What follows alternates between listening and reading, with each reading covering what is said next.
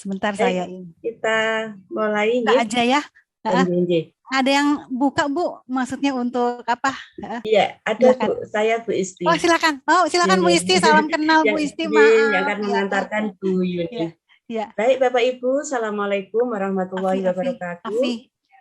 Waalaikumsalam warahmatullahi wabarakatuh. Selamat malam semuanya, salam sejahtera kita.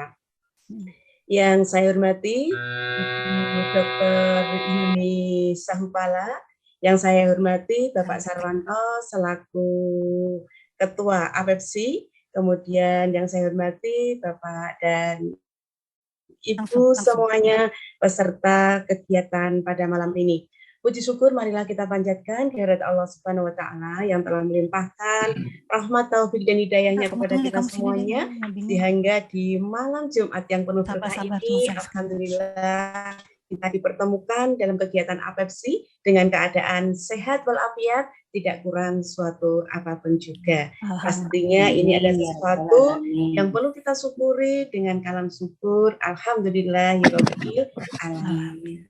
Bapak Ibu yang saya hormati, terima kasih dan sangat luar biasa pada malam hari ini keluarga besar APEPSI kedatangan Ibu Dr. Yuni Sahupala. Ini adalah satu kesempatan yang sangat luar biasa bagi kita semuanya untuk bisa menimba ilmu bersama Ibu Yuni. Bapak Ibu, sebelum nanti Bu Yuni menyampaikan materi mengenai manajemen stres, maka akan kami bacakan dulu daftar riwayat hidup atau CV daripada Ibu Yuni ini yang sangat luar biasa sekali, yaitu nama Ibu Dr. Staf Yuni Naswati Sahupala, tempat tanggal lahir Bandung 1 Juni 1965, agama Islam, status menikah, kemudian pekerjaan saat ini adalah sebagai psikiater, alamat rumah yaitu Jalan Kebunanas 5 Strip 17 RT 3 RW 10 Kemayoran Lama Jakarta. Pendidikan formal beliau ini SD negerinya di Kelinci Pagi Jakarta, kemudian sekolah menengah pertama Negeri 5 Jakarta, sekolah menengah atas Negeri 1 Jakarta, kemudian masuk Fakultas Universitas Indonesia, terutama adalah Fakultas Kedokteran, yaitu beliau lulus tahun 1992, kemudian juga Universitas Indonesia, program pendidikan dokter spesialis bagian psikiater, lulus tahun 2006. Pengalaman bekerja beliau sungguh sangat luar biasa ini, salah satunya adalah dokter poliklinik mahasiswa UI, kemudian dokter BPT Puskesmas Pamana, Maju, Sulawesi Selatan, kemudian dokter UGD Rumah Sakit Medika Pertama Hijau, dokter pada Yayasan Titian Respati, dan sampai saat ini beliau juga menjabat sebagai Kepala Instalasi Kesmawas RSC Soeharto Herjan Jakarta. Mengenai kemampuan beliau sungguh sangat luar biasa, banyak sekali seminar-seminar serta pelatihan yang sudah diikuti oleh Ibu Dokter kita itu, baik dalam negeri maupun di luar negeri, yaitu di Jakarta, Bangkok, Hong Kong, Turki, Jepang, kemudian Kuala Lumpur, bahkan juga sampai di negara Belanda. Pastinya ini adalah sesuatu yang tidak diragukan lagi bagaimana kemampuan Ibu Yuni sebagai seorang dokter. Di samping itu, Bapak Ibu, Bu Yuni ini pengalaman berorganisasinya juga sangat luar biasa, yaitu sebagai Bendara Persatuan Dokter Spesialis Kedokteran Jiwa Indonesia, kemudian juga anggota Komisariat ID Jakarta Barat, Sekretaris 1 Yayasan Keluarga Penyakit Jiwa Jakarta sampai dari 2005 sampai sekarang, Bendara Ikatan Rumah Sakit Jiwa Indonesia, kemudian Sekretaris Persatuan Dokter Spesialis Kedokteran Jiwa Indonesia, dan Ketua Bidang Pengabdian Masyarakat Persatuan Dokter Spesialis Kedokteran Jiwa Indonesia Cabang Jakarta. Sungguh sangat luar biasa CV daripada beliau ini, dan pastinya satu anugerah tersendiri yang diberikan kepada kita semuanya. Malam ini kita semua bisa bertemu dengan beliau untuk menimba ilmu, terutama dengan materi manajemen stres. Pastinya mendengar kata stres, Saya yakin kita semua sudah pernah mengalaminya. Tanpa sadar kita sudah sering bilang stres gitu ya Bapak Ibu. Baik itu untuk kegiatan di rumah, menghadapi anak-anak, pada waktu kita mengajar karena tuntutan pekerjaan dan lain sebagainya. Nah, biar stresnya tidak keterusan, nah pastinya bagaimanakah cara untuk memanage stres itu agar yang mungkin awalnya itu negatif menjadi positif atau biar stresnya tidak berlarut-larut. Begitu ya Bu Yuni. Iya, betul.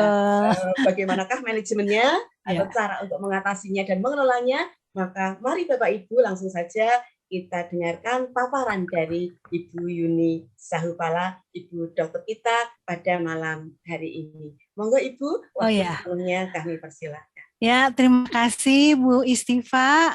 Saya sudah diberikan kesempatan untuk sharing ya tentang masalah manajemen stres. Saya mohon ya untuk share. Ya. Sudah terlihat ya? Ya, sampun Ibu. Sampun ya, oke ya. Ya.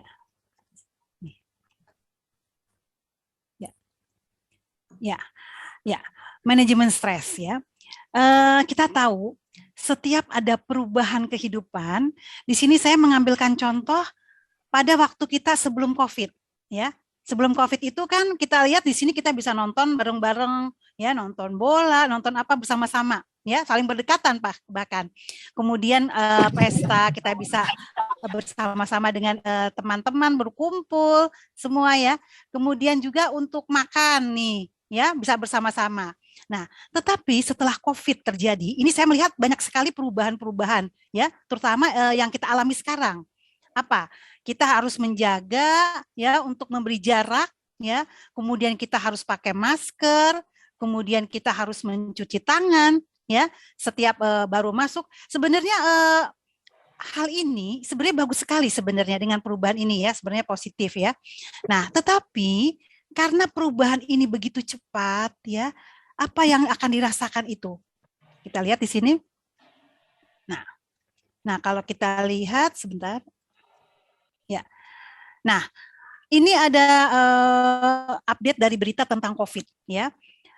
Di sini banyak yang depresi, bunuh diri bahkan ya. Dan pada pandemi COVID ini, dari Persatuan Dokter Spesialis Kedokteran Jiwa Indonesia, ternyata kita melakukan waktu itu swab periksa terhadap 4.010 ya responden, dan di sini ternyata untuk pikiran kematian itu terbanyak pada usia 18 sampai 29 tahun ya. Ini cukup mencegahkan ini karena usia muda ya, dan kemudian tren per bulan berpikir untuk mati menurun lalu akan meningkat lagi.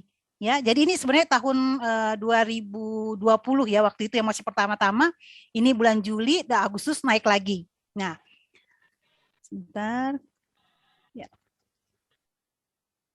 Nah, respon dari kesehatan jiwa dan psikososial untuk COVID-19, ini respon umum dari orang-orang yang terdampak ya. Ini ada yang takut jatuh sakit, ya, meninggal, atau bahkan tidak mau datang ke fasilitas layanan kesehatan karena takut tertular saat dirawat. Ya, nah, takut kehilangan mata pencaharian, tidak dapat bekerja selama isolasi, dan bahkan dikeluarkan dari pekerjaan. Kemudian takut diasingkan oleh masyarakat, ya, dikarantina karena dikaitkan dengan penyakit yang menular.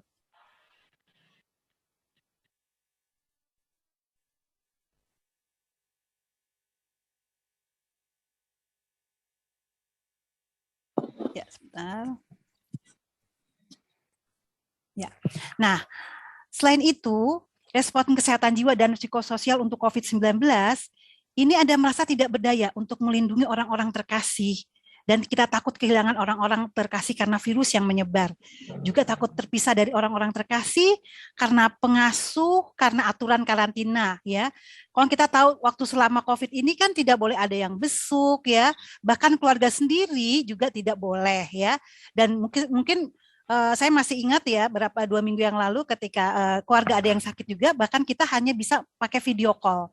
Itu juga video call itu juga batasan waktunya itu misalnya harus pagi ya, kita baru bisa berbicara dengan keluarga. Nah, kalau dulu mungkin ada support dari ketika pasien dirawat itu ada support dari keluarga, ya kan?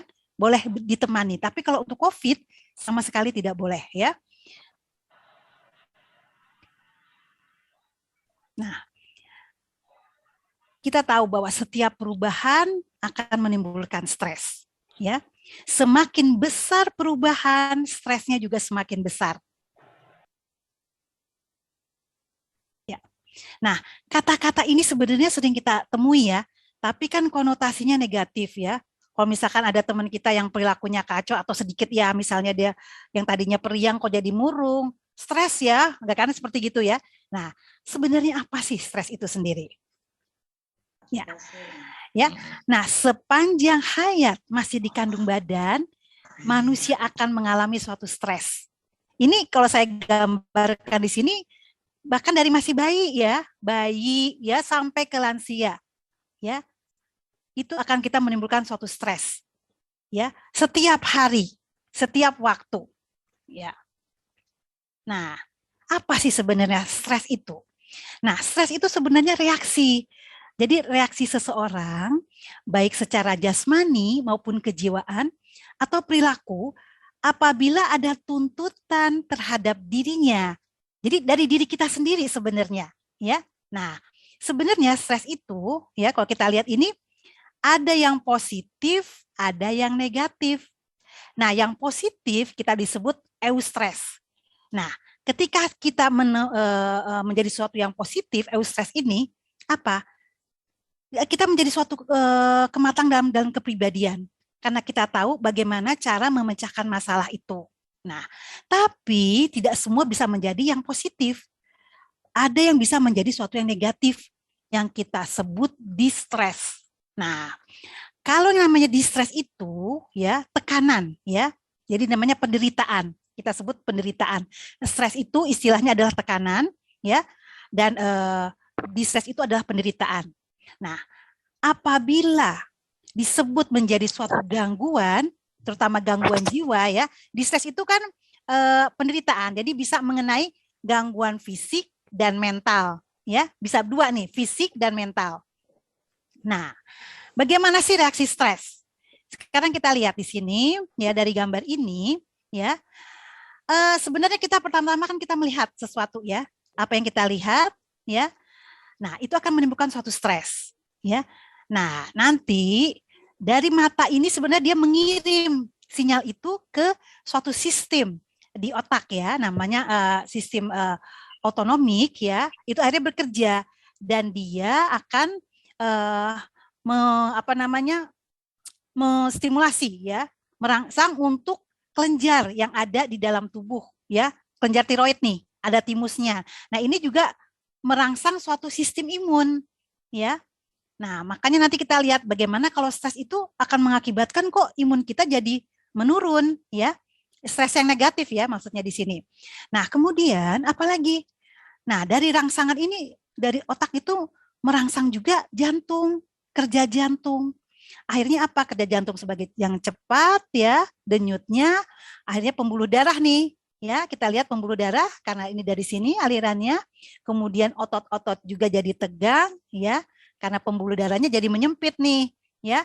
Dan apalagi yang dipengaruhi? Oh, ternyata juga lambung. Lambung terpengaruh. Akibatnya apa? Asam lambungnya jadi naik. Jadi kenapa kok ada seseorang yang sering ke puskesmas, sering ke pelayanan kesehatan dengan keluhan sering sakit ulu hati, sudah diobatin macam-macam dari obat yang paling generik sampai obat yang paten. Tapi kenapa masih tetap sakit? Ya, ada itu beberapa, itu ada dikonsulin ke bagian ke kami ya, ke bagian psikiatri. Nah, kita lihat, oh ternyata, nah itu tadi ada reaksi stresnya, ya yang negatif. Nah, pengaruhnya apalagi ya tentu ke saluran pencernaan, dan saluran pencernaan ini apa akibatnya? Akhirnya terjadi namanya peristaltik usus ya, jadi gerakan usus yang tinggi ya. Jadi kan lama-lama ada kalau misalkan saya ingat dulu waktu saya mau ujian kadang-kadang suka sakit perut gitu kan ya, kadang-kadang suka sakit perut atau apa aja yang membuat kita ada tekanan. Nah, ini terpengaruh juga. Bahkan juga ke kelenjar adrenal ya di anak ginjal. Nah, kalau kita tahu bahwa pengaruh stres ini akan mempengaruhi namanya sistem hormon ya, neuroendocrine system ya. Nah, akibatnya apa? Nah, ini ada pengeluaran namanya kortisol. Hormon kortisol ini adalah hormon yang negatif terhadap tubuh ya.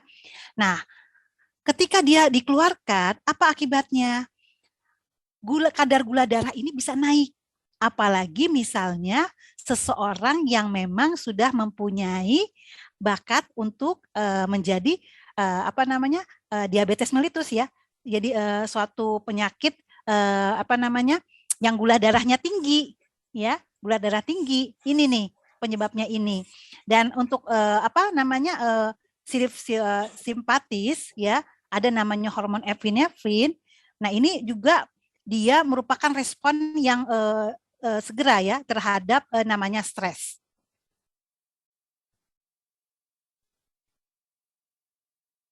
Ya, stres psikososial ya, itu akan berakibat menjadi suatu tadi kita lihat gambar tadi menjadi suatu stres biologik. Akibatnya apa? Imunitas tubuh jadi turun.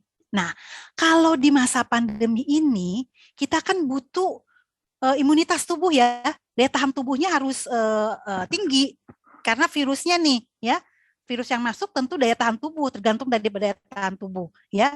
Nah, ini jadi di sini bisa menggambarkan bahwa stres itu berperan penting terhadap kesehatan fisik dan mental. Nah, kalau kita lihat nih, pada saat kita stres, apa yang terjadi? Tidak bisa fokus, ya. Kemudian apalagi kita jadi mudah marah, sensitif. Kalau anak-anak sekarang bilang baper ya. Dan tidak bisa duduk tenang. Nah, bahkan ini nih, jadi susah tidur. Nah, atau juga apa? Terkadang merasa sedih, dia suka bersalah, khawatir, atau terkadang malah suka menangis, merasa sangat lelah, capek, ya. Selera makannya jadi bisa berubah. Ada yang jadi tambah banyak makan, atau bahkan tidak mau makan. Jadi pola makannya jadi berubah. Atau juga misal juga dari pola tidurnya bisa berubah. Jadi maunya tidur terus, ya. Nah, apalagi dari fisik keluhannya apa? Sakit kepala, ya. Kemudian apa? Sering sakit leher, pundak, dan juga agak sering merasa ada yang mengganjel ya di tenggorokan. Atau juga dada seperti tertekan, sakit punggung, sakit perut, otot tegang. Nah, kalau di sini kita lihat dari gangguan jiwa ya, dampak stresnya ya dari gangguan jiwa sendiri, ternyata dampak stres itu akan berakibat tadi yang distres, penderitaan itu bisa mengakibatkan insomnia, suatu gangguan dari kesulitan tidur, ya, kesulitan tidur. Nah, insomnia ini sebenarnya bagian dari gejala gangguan-gangguan jiwa yang lain. Apa misalnya? Gangguan cemas, gangguan depresi, gangguan penyesuaian. Nah, kalau ini mungkin suatu gangguan jiwa yang ringan ya. Nah, tetapi ada yang bisa yang berkepanjangan tentunya ya, yang stresnya berkepanjangan bukan hanya satu kali tapi sering sekali. Nah, ini gangguan jiwa yang kita sebut skizofrenia ya. Yang kayak kalau kita lihat biasanya di jalan kita ketemu ada orang yang tidak maaf yang ada telanjang, dia di lampu merah dia diem, dia plotot, udah gitu maaf bajunya compang-camping, perawatan dirinya kurang gitu ya. Nah, ini adalah suatu gangguan jiwa berat ya, yang kadang dia ketawa sendiri, nggak ada yang ngajak bicara, kok dia seperti ada di kupingnya ada yang bisik-bisik ya. Nah, ini dia disebut gangguan jiwa berat. Nah, disebut menjadi suatu gangguan jiwa kalau adanya distres, suatu penderitaan, dan disfungsi. Nah, disfungsi apa ini? Fungsi-fungsi sosialnya, atau mungkin kalau dia bekerja, dari fungsi pekerjaannya terganggu, kalau dia sebagai ibu rumah tangga, fungsi dari kegiatan aktivitas sehari-harinya juga terganggu, ya. Dan ini adalah suatu gangguan jiwa berat, ya, yang mengapa dikatakan berat? Karena dia tidak bisa membedakan antara ini loh kehidupannya nyata dan ini loh kehidupan yang fantasinya dia, hanya angan-angan. Nah, ini yang berat ya, kita sebut skizofrenia. Nah, di sini bagaimana sih cara kita mengukur stres? Nah, ini yang lebih mudah aja ya, kita lihat dengan pengujian gambar. Ya, kita lihat di sini. Oke, saya ingin tanya, kira-kira gambar ini yang bola-bolanya jalan atau tetap? Maksudnya diam? Jalan. Jalan ya, oke. Jalan. Ada yang bilang jalan dan beberapa orang nih kira-kira. Jalan. Jalan ya, oke. Jalan. Nah, oke. Sebenarnya yang normal tidak jalan, ya. Jadi gini, kalau kita capek, ya, itu akan kelihatan jalan, karena kita kurang fokus, ya. Sebenarnya, ya. Tadi waktu saya mau ini juga karena saya cepat-cepat ini kerasa seperti jalan, tapi sebenarnya tidak jalan. Yang normal adalah tidak jalan, ya. Dia akan tetap, ya. Kita coba lagi yang ini, gambar yang ini. Nah, ini gambarnya gimana? Berputarkah, jalan atau gimana? Diam, Mbak. Oke. Berputar. Nah, oke. Berputar. Tidak berputar. Nah, betul. Diam. Jadi sebenarnya diam. Ya, sebenarnya jadi gambar ini adalah diam. Ya, diam, ya. Jadi ketika kita capek ya tadi ya. Nah, itu seperti kayak berputar. Ya, seperti kayak berputar. Ya, kayak.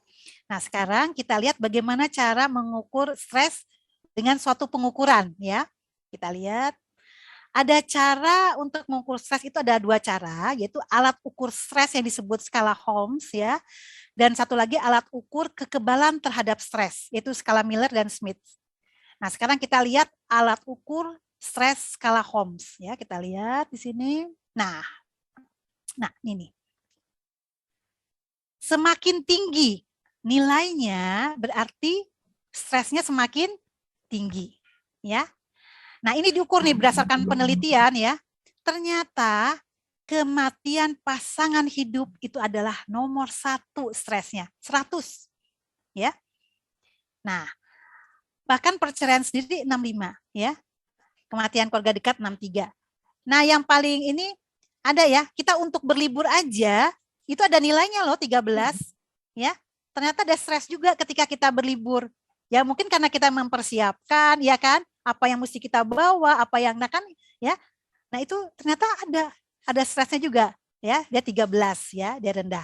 Jadi ini adalah suatu susunan dari berdasarkan penelitian ya, ternyata yang paling tinggi adalah kematian pasangan hidup.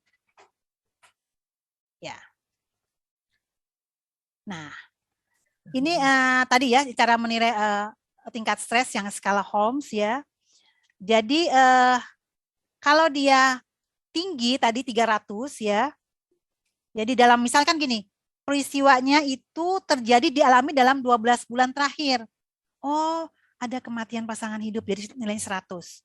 Oh, ada penyesuaian pekerjaan. Oh, ada misalnya permulaan atau akhir masa sekolah, misalnya anak-anak atau apa. Nah, ini nanti dijumlahkan, nanti kita lihat ya. Kalau cuma 149 berarti tidak bermakna, tidak signifikan ya. Tapi kalau rendah tuh 150 sampai 200, tapi kalau tinggi ini adalah 300. Dan terkadang dalam 1 tahun ya kehidupan kita itu kita kan suka nggak tahu ya. Kita kehilangan orang yang kita cintai berpas dengan misalnya pernikahan anak. Kan suka ada ya seperti itu. Itu sebenarnya dengan ada pernikahan itu kan juga menimbulkan stres walaupun kita sebenarnya bahagia ya. Tapi ada ininya ya. Oke, kita lihat lagi. Nah, ada lagi. Nah, skala Miller. Ini skor ketahanan terhadap stres. Nah, sebenarnya ini sederhana ya ininya. Jadi kalau 1 itu hampir selalu kita merasakan, kalau 2 biasanya, kalau 3 kadang-kadang, kalau 4 hampir tak pernah, kalau 5 tidak pernah. Ya. Apakah saya makan makanan yang hangat dan berimbang sedikitnya 1 kali sehari? Oh, hampir selalu berarti 1 ya. Oh, kadang-kadang misalnya, oh jadi kita 3 ya. Nanti dijumlahkan nih poin-poinnya. Nah, nanti kalau kita lihat ya, dari 0 sampai 10 itu memiliki ketahanan luar biasa terhadap stres. Ya. Kalau 11 sampai 30 tidak terlalu rentan ya. Nah, tapi kalau nilainya tinggi, ini sangat rentan terhadap stres, terhadap tekanan. Nah, di sini ada beberapa cara untuk mengatasi stres dan mencapai jiwa yang sehat. Ya, saya di sini saya hanya sebenarnya banyak sih ya, ada beberapa metode. Cuman saya ini saya hanya mengambil yang dapat kita lakukan sehari-hari dan gampang sebenarnya. Ya, kita lihat. Nah, apa? Melakukan pola hidup sehat. Ya, nah otomatis dong. Pola makan yang sehat disesuaikan dengan usia. Ya, jadi kita tidak berlebihan. Dan nah, tidak kalah penting adalah cukup tidur, cukup istirahat. Karena terus terang ya, ketika kita mengalami gangguan tidur, terutama pada malam hari paling penting. Karena malam hari kalau kita gantikan pagi atau gantikan siang tidak bisa tergantikan, ya. Malam hari adalah tidur yang memang dibutuhkan untuk tubuh, ya. Nah, kalau untuk siang mungkin kita butuh ya setengah jam atau 1 jam. Karena terus terang semakin meningkatnya usia, kebutuhan tidur juga semakin berkurang. Karena disebabkan oleh salah satu misalnya faktor apa? Ya, hormon melatoninnya, ya. Kalau untuk udah lansia udah nggak ada tuh. Karena ini menyangkut dengan hormon pertumbuhan. Jadi beda kalau misalkan anak-anak, bayi itu memang kan butuh tidurnya yang panjang ya. Tapi kalau untuk semakin meningkatnya usia, kebutuhan tidur juga semakin sedikit. Nah, yang tidak kalah penting adalah tidak merokok ini ya. Kemudian udah pastilah ya, tidak minum alkohol, tidak menggunakan zat-zat psikoaktif atau narkoba ya. Nah, ini yang saya ingin terangkan olahraga nih. Ternyata penting loh olahraga ya kita lakukan. Kenapa? Nah, ada hubungannya olahraga dengan kesehatan mental. Ini hasil penelitian ya. Rata-rata dalam sebulan peserta yang berolahraga ini memiliki sekitar 43% lebih rendah kesehatan mental buruk dibandingkan peserta yang tidak berolahraga. Kemudian ada peneliti lain juga mengatakan bahwa responden yang berpartisipasi dalam olahraga tim ya memiliki 22,3% lebih sedikit mengalami kesehatan mental yang buruk dari mereka yang tidak berolahraga. Ya, karena kan kalau olahraga tim ini kan kita bersama-sama jadi karena rame jadi seru ya kan kalau kita apa aja misalkan olahraga apa itu futsal, apa itu voli kan suatu tim ya. Nah, ternyata juga ini yang paling sering. Nah, sejak pandemi ini ternyata olahraga bersepeda ini menjadi pilihan ya. Ya, sekarang sejak pandemi ini naik nih angka olahraga untuk bersepeda nih tinggi. Jadi 21,6% ya. Dan pekerjaan rumah tangga ternyata ada 11,8%. Ya. Nah, pengaruh olahraga bagi kesehatan mental ternyata ada dirilisnya hormon bahagia dari tubuh sendiri. Ya.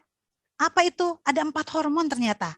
Dopamin, oksitosin, endorfin, dan serotonin. Kalau orang yang depresi, ini nih, sangat kekurangan serotonin. Ya, dopaminnya juga turun. Ya, jadi males bergerak, ya, merasa sedih, ya, karena ada ketidakseimbangan hormon-hormon ini. Nah, tadi kita mengatakan bahwa dengan meningkatkan kekebalan terhadap stres, ini harus kita menurunkan kadar kortisol dalam darah. Tadi si kortisol tadi, ini bisa tadi yang kita lihat tadi ya, yang gambar tadi yang sudah saya tampilkan, bahwa si kortisol ini ternyata bisa membuat tubuh jadi macam-macam penyakit ya si hormon kortisol ini. Nah, bagaimana caranya? Tadi dengan kita olahraga juga bisa menurunkan kadar kortisol. Nah, yang kedua ya sebagai pola hidup yang sehat adalah pola pikir yang positif ya. Ini penting sekali ya. Ini saya ambil dari perkataan dari Dr. Ibrahim El-Fiqi. Dia seorang motivator ya di Amerika. Ya, dia seorang kelahiran Mesir ya. Dia jadi gini, kemampuan seseorang untuk memfokuskan perhatian kepada sisi positif dari suatu hal dan menggunakan bahasa positif untuk membentuk dan mengungkapkan pikiran serta kaitannya dengan proses pemberi bantuan terhadap individu, ini bisa mencapai kebahagiaan hidup di dunia dan akhirat. Ya, jadi kalau kita membicarakan masalah jiwa, ada 4 faktor yang tidak bisa kita pisahkan. Apa aja? Faktor biologi, faktor psikologi, faktor sosial, dan faktor spiritual. Jadi 4 faktor ini ya yang ikut mempengaruhi. Nah, apalagi? Nah, ada suatu penelitian ternyata. Ternyata setiap hari manusia itu menghadap lebih dari 60.000 pikiran. Satu-satunya yang dibutuhkan sejumlah besar pikiran adalah pengarahan. Nah, jika arah yang ditentukan kita bersifat negatif, maka sekitar 60.000 pikiran akan keluar dari memori ya. Ini tempat penyimpanan ya, memori itu kan jadi ke arah negatif. Nah, sebaliknya, jika pengarahan kita ke arah positif, maka sejumlah pikiran yang sama akan keluar dari ruang memori yang ke arah positif. Dan terus terang ternyata pikiran itu lebih banyak yang negatif ya. Nah, ini ada penelitian lagi dari di San Francisco ya. Bahwa menyebutkan bahwa lebih dari 80% pikiran manusia itu bersifat negatif. Ya. Berarti kalau 80% dari 60.000 pikiran, berarti setiap hari manusia memiliki 48.000 pikiran negatif. Untuk itu kita tadi dituntut untuk bisa mengarahkan ya, yang pikiran negatif tadi menjadi sesuatu yang positif. Nah, kita ingin tahu apa sih ciri-ciri orang yang pola pikirnya positif? Nih yang pertama nih. Ini sebenarnya berhubungan juga dengan spiritual ya. Ya, mensyukuri yang dimiliki. Ya. Kalau kita yang beragama Islam kita harus bersyukur ya, tentu ya, apa yang sudah kita miliki, kita harus sabar dan kita harus tawakal. Ini sebenarnya ada hubungannya seperti itu, ya. Dan menikmati hidup, ya. Dan kita kalau ada masalah, ya, jangan sebagai suatu tekanan, ini suatu tantangan. Nah, jadi kalau suatu tantangan akan timbul suatu motivasi, keinginan kita, ya. Nah, ini pikiran terbuka juga untuk menerima saran atau ide. Dan menghilangkan pikiran negatif segera setelah pikiran itu terlintas. Menggunakan bahasa yang positif dan bahasa tubuh yang positif. Dan tak lupa kita juga membina persahabatan. Ya. Nah, ternyata hati yang gembira adalah obat. Ya, tadi kita lihat ya. Emosi yang positif dan kualitas kesehatan baik, sebenarnya ini saling berkaitan, ya, saling berhubungan. Jadi perasaan positif terhadap hidup ini akan memberikan efek kesehatan yang lebih baik, ya. Dapat kita meredakan tadi respon stres, mengurangi rasa sakit, daya tahan tubuh tadi akan meningkat, ya, dan kita akan menstimulasi merangsang organ tubuh. Nanti kita lihat, ternyata ketika kita tertawa, ketika kita tersenyum, itu ternyata hormon bahagia juga bisa dirilis. Ya. Tapi ini dengan senyum yang tulus ya, terutama senyum yang tulus. Dan suasana hati yang baik. Jadi kunci keberhasilan hidup dengan ya di bawah dengan senyum yang tulus dalam hati. Nah, ini ada humor dan tertawa. Ternyata ada penelitiannya juga nih, ya. Ya. Ternyata menurut Lazarus dan Folkman ya, bahwa antara humor dan stres itu membuat orang merasa lepas dari stres. Kalau Laura mengatakan bahwa humor ini membuat orang lain dan diri sendiri senang. Nah, sehingga memungkinkan untuk penurunan dari tekanan stres. Dan ini bisa membantu individu menemukan persepsi yang baru terhadap persoalan yang dihadapi. Dan tertawa ternyata terbukti dapat meningkatkan sekresi endorfin. Tadi yang dilakukan oleh hipotalamus dan hipofisis, dan hormon endorfin ini diduga mampu meningkatkan sistem imun, daya kekebalan, ya. Karena banyaknya reseptor endorfin yang aktif setelah kegiatan kita tertawa dan humor. Ya. Nah, ada lagi bagaimana sih cara kita ketika kita menghadapi suatu stres, ya? Nah, kita mungkin bisa kita pelajari di sini ya, untuk namanya teknik relaksasi untuk mengatasi stres. Yang pertama, kita duduk tenang, duduk santai, tenang, dan kita bayangkan hal-hal yang menyenangkan. Misalkan kita waktu itu pernah senang pergi ke gunung, pergi ke pantai, ya. Pokoknya hal-hal yang menyenangkan. Atau kita yang mungkin ibu-ibu atau bapak-bapak yang pernah sudah naik haji, teringat Ka'bah, itu yang sangat menyenangkan, boleh ya. Pokoknya hal yang sangat menyenangkan kita hadirkan di situ, ya. Kemudian kita mensyukuri nih, tadi sekali lagi mensyukuri nikmat, ikhlas dan sabar, ya. Pertama, kita tarik nafas dari hidung dengan 3 hitungan, ya. Lalu hembuskan nafas dari mulut, ya. Atau bayangkan seolah-olah beban pikiran yang dilepaskan itu. Jadi ulangin ini sebanyak 3 kali, ya. Tapi kalau saya melepaskannya itu dari hidung aja, karena kalau dari mulut suka kering ya. Jadi contohnya begini, ya, saya duduk dengan tenang, saya pejamkan mata, saya membayangkan sesuatu yang nyaman, ya, sesuatu yang nikmat. Kemudian saya perlahan-lahan tarik nafas panjang pelan-pelan, jangan cepat-cepat, pelan-pelan dengan perhitungan 1, 2, 3. Kita tarik nafas nih ya. 1, tahan, hembuskan pelan-pelan dari hidung. Kita ulangi lagi. Nah, sebenarnya dari teknik relaksasi ini kita bisa memasukkan ya suatu sugesti kepada diri kita sendiri. Ya, apa nanti yang kita mau masukkan? Misalnya gini, mulai hari ini dan seterusnya, insya Allah saya bisa tenang, nyaman, sehat, segar. Nah, ini kan kata-kata positif yang kita masukkan. Semakin banyak kata-kata positif yang kita masukkan ke dalam memori kita, ya, itu dampaknya besar banget. Ya.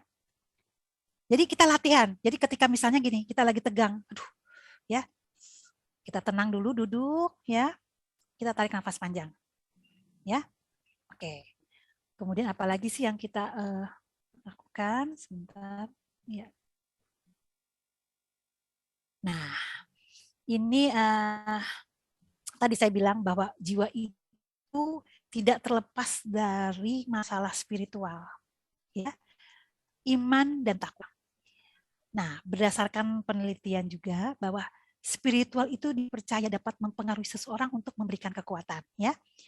Dan kehidupan seseorang terbentuk dari sebuah keyakinan dan kepercayaan spiritual, ya.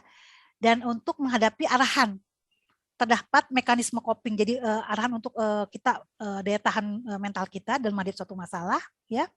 Dan juga ada hubungannya ternyata antara keterkaitan emosional dan spiritual dan sistem imun, ya. Nah, ya. Dan kita sadari ya, keajaiban otak itu, bayangkan bahwa sel-sel saraf itu adalah berjuta-juta ya. Seperti apa ya? Sambungan, kalau kawat-kawat itu ya, sambungan banyak sekali ya. Dan kita tahu bahwa sistem limbik ini adalah yang mengatur alam perasaan. Dan tadi saya bilang bahwa senyum itu adalah produksi serotonin, endorfin yang ajaib. Jadi senyum yang tulus dapat meluruskan hal-hal yang bengkok. Ya, saya rasa ini yang terakhir dari slide saya. Ya, oke. Saya rasa terima kasih. Mudah-mudahan apa yang saya sampaikan ini bisa membawa manfaat. Dan kalau ada yang ingin ditanyakan, silahkan. Ya, wassalamualaikum warahmatullahi wabarakatuh. Waalaikumsalam warahmatullahi wabarakatuh. Selamat malam Ibu. Selamat warahmatullahi wabarakatuh. Dr. Yuni sungguh sangat luar biasa apa yang dipaparkan oleh beliaunya. Waalaikumsalam warahmatullahi wabarakatuh. Kita Bapak Ibu, kita jadi terbayang kembali betapa stresnya kita saat itu menghadapi COVID dengan berbagai perubahan yang terjadi pada kehidupan kita. Bahkan mungkin sisa-sisa stres ini pun juga sekarang masih ada ya, karena memang ternyata stres itu selalu ada dalam kehidupan manusia, baik dari kecil sampai kita dewasa, memang tidak terlepas dari semuanya itu. Lebih-lebih pada masa pandemi atau masa betul, COVID, betul. Ya, apalagi di bulan-bulan Juni, Juli itu. Betul, yang tahun lalu ya, betul, biasa, itu benar-benar luar biasa. Pastinya itu pengalaman yang tidak mungkin dapat kita lupakan, peristiwa yang terjadi pada waktu itu. Dan kemudian juga disampaikan oleh beliau bahwa tadi setiap perubahan akan menimbulkan suatu stres. Kemudian juga beliau menyampaikan stres itu berperan penting dalam kesehatan dan juga mental. Meskipun demikian, tetap ada cara bagaimana untuk menghadapi stres itu. Di antaranya yaitu melakukan pola hidup yang sehat, pola pikir yang positif, relaksasi, dan yang terakhir adalah tingkatkan iman dan takwa kepada Tuhan Yang Maha Esa sesuai dengan keyakinan dan agamanya masing-masing. Dan tadi ada sesuatu yang menarik, bahwa hati yang gembira adalah obat dari stres, termasuk tersenyum-senyum yang tulus. Monggo Bapak Ibu kita tersenyum dulu, karena hari ini bertemu dengan Ibu Dr. Yuni Sahupala yang sangat luar biasa. Nah, pastinya Bapak Ibu pun juga ingin bertanya kepada beliau. Untuk itu, langkah selanjutnya di sini adalah saya buka beberapa termin pertanyaan. Yang pertama yaitu 3 penanya. Monggo Bapak Ibu mungkin bisa langsung kepada Bu Yuni. Boleh, ya. Bapak Ibu bisa memperkenalkan diri, kemudian silakan bertanya, dan pertanyaan mungkin bisa langsung disampaikan kepada Ibu Yuni. Monggo Bapak Ibu.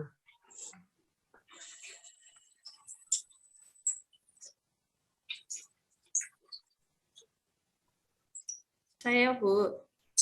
Nggih, monggo Bu Febi Nurliana. Nggih. Assalamualaikum warahmatullahi wabarakatuh. Waalaikumsalam. Waalaikumsalam Bu Febi.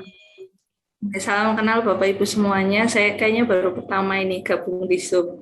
Dan karena saya tertarik sekali materinya untuk menangani stres seperti itu Bu. Karena saya merasa saya sangat stres saat ini Bu. Gitu. Ini mohon maaf. Oleh karena itu, saya izin bertanya satu hal. Ini tadi langsung saya buat story WA, ini tulisannya senyum yang tulus gitu, Bu. Nah, inti pertanyaan saya, bagaimana Bu Yuni caranya agar kita itu bisa senyum yang tulus gitu. Sedangkan kita sedang stres gitu loh, Bu. Gimana ya? Ya kayak ditarik nafas. Saya memang sudah seperti itu sih sebenarnya, Bu. Itu memang sedikit banyak membantu. Bahkan saya juga mempraktekkan itu di kelas saya sendiri gitu bersama siswa-siswa saya. Memang itu efeknya bagus juga sih. Terus kemudian bahkan istighfar seperti itu Bu. Istighfar misalnya 10 kali dan sebagainya. Cuman itu mungkin untuk anak, dan saya melihatnya saat itu mungkin benar-benar terlihat nyata efeknya. Tapi kan kita tidak tahu Bu, setelah itu nanti mereka pulang, terus kemudian saya pulang gitu kan, terus tidak saling support kita untuk karena saya ngajak kan Bu ya. Nanti kalau di rumah nggak ada yang ngajak, terus saya sendiri juga misalnya sendiri di rumah, nanti terus nggak konsisten lagi, terus stresnya datang lagi Bu. Jadi gimana intinya tadi satu membuat kita senyum yang tulus sementara kita sedang stres, terus apa juga yang kedua, bagaimana kita konsisten untuk supaya kita meminimalisir rasa stres itu dalam diri kita. Itu saja Bu, terima kasih. Gimana Bu Istifa, langsung dijawab? Langsung saja. Langsung ya, nanti biar lebih fokus untuk memberikan jawaban. Ya. Bu Febi, salam kenal juga, terima kasih ya. Bagus sekali pertanyaannya ya. Jadi gini. Tadi kan kita tahu bahwa stres itu kan sebenarnya yang kita dapatkan sekarang itu selalu konotasinya negatif ya. Padahal stres itu sebenarnya kita butuh ya. Kalau kita tidak stres, kita nggak bisa ke sekolah karena tidak ada terpacu untuk motivasi ya. Itu yang positif. Jadi stres itu kan tadi ada yang disebut eustress, ada yang disebut distress ya. Nah, sebenarnya yang terpenting adalah karena kan stres ini harus kita hadapi terus ya. Kita nggak bisa ada stres kita ke kanan, ke kiri, nggak bisa kan. Yang terpenting adalah adaptasi, menyesuaikan diri dengan stres. Ya, kita tidak bisa lari, nggak bisa. Ya, tapi bagaimana kita bisa menyesuaikan? Ya, adaptasinya yang penting. Karena Allah menciptakan makhluk hidup itu sebenarnya untuk bisa beradaptasi. Ya, sedangkan kita tahu daun kaktus kenapa dia bisa hidup di gurun karena dia tebal misalnya daunnya dan segala macam ya beruang kutub ya tebal itu kan sebenarnya adaptasi. Apalagi manusia yang diberikan kemampuan ya yang lebih dari makhluk hidup yang lain ya. Nah di sini kan memang manusia itu ada kelebihannya di otaknya ya. Kita lengkap banget ya ya, yang bisa menilai buruk baiknya suatu perilaku, menilai. Nah, itu yang kelebihan kita. Nah, justru yang paling penting memang kita menghadapi suatu penyesuaian, ya adaptasi. Jika seseorang lambat beradaptasi, itu yang akan biasanya atau tidak bisa beradaptasi, itu yang akan bisa mengakibatkan yang namanya distres, gangguan, penderitaan. Karena dia tidak bisa beradaptasi. Ya, seperti itu. Nah, terus bagaimana bisa kita konsisten? Ya, memang sesuatu itu biar bisa tetap harus continue, harus latihan, ya kan? Ya, tadi kita olahraga tuh nggak 1-2 kali, tidak, harus teratur, ya. Itu baru kita kelihatan hasilnya. Misal dalam sebulan kita seminggu 3-4 kali, tapi kita rutin, nggak usah misalnya banyak-banyak harus sampai 2 jam. Misal cuma 15 menit, 30 menit, tapi kita rutin, terus rutin. Beda nanti hasilnya, ya, karena harus teratur. Nah, untuk relaksasi, itu sebaiknya memang latihan, teratur. Misalnya gini, sebelum kita mau berangkat sekolah, sebelum kita mau ngajar, misalnya ya, kita latihan dulu, relaksasi. Nah, sebelum kita tidur, kita relaksasi dulu, ya. Nanti otomatis ketika kita menghadapi sesuatu yang membuat kita tekanan, kita akan diam dulu, kita tarik nafas panjang dulu, tenang, ya. Ya tadi seperti Ibu bagus banget dengan ada istighfar, ya. Nah seperti itu. Nah insya Allah dengan keteraturan itu bisa jadi terlatih. Anak-anak juga demikian, ya. Kemudian yang senyum tulus, ya ini memang, ya. Jadi gini. Sesuatu itu memang jangan dipaksakan. Kadang-kadang kan suka terpaksa sampai senyum gitu ya. Tapi memang itu harus dari hati ya. Kita dari hati ya untuk senyum ya. Jadi jangan mahal senyum ya. Apalagi kita ketemu sama teman-teman sejawat gitu kan ya. Karena dengan berdasarkan penelitian dengan senyum aja tadi hormonnya keluar loh, hormon endorfin ya. Itu yang sangat dibutuhkan oleh tubuh ya.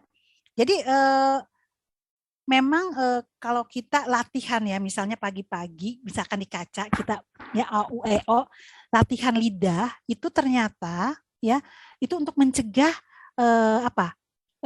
stroke ya. Kenapa? Latihan. Jadi gini, otot-otot tuh harus dilatih ya, otot-otot tubuh tuh. Bahkan yang kecil-kecil yang di lidah, yang di tenggorokan, semua ya. Nah, itu dilatih.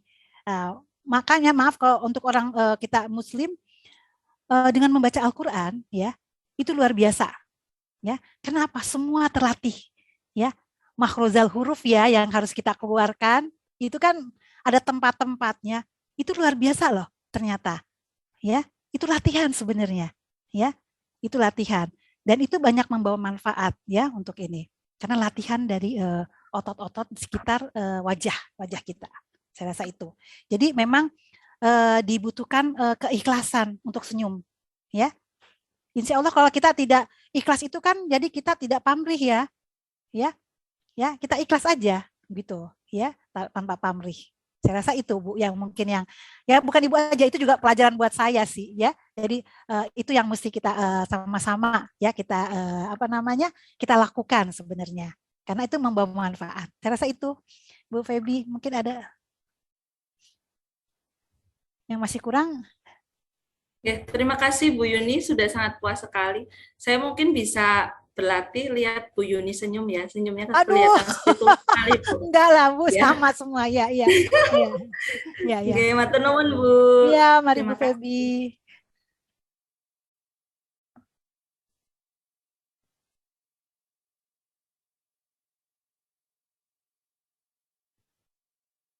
Bu Istifa, mohon maaf itu belum dinyalakan Bu. Oh, unmute ya Bu, masih unmute. Okay. Mohon maaf. Ya, terima kasih Bu Dr. Yuni atas jawaban tadi dari pertanyaan Bu Feby. Bu Feby, bahwa jangan mahal untuk tersenyum, karena sebetulnya senyum itu juga bagian dari ibadah. Bangun tidur, tersenyum di kaca. 20 detik gitu ya Bu. Pastinya wajah kita akan tambah sumringah untuk menghadapi hari-hari yang penuh tantangan, pastinya seperti itu. Oh ya, monggo Bapak Ibu, mungkin ada yang lain, mumpung kita bertemu dengan narasumber kita yang sangat luar biasa, bertemu dengan Bu Dr. Yuni, monggo kalau ada keluhan-keluhan atau ada pertanyaan-pertanyaan, monggo bisa untuk langsung menanyakan kepada beliaunya.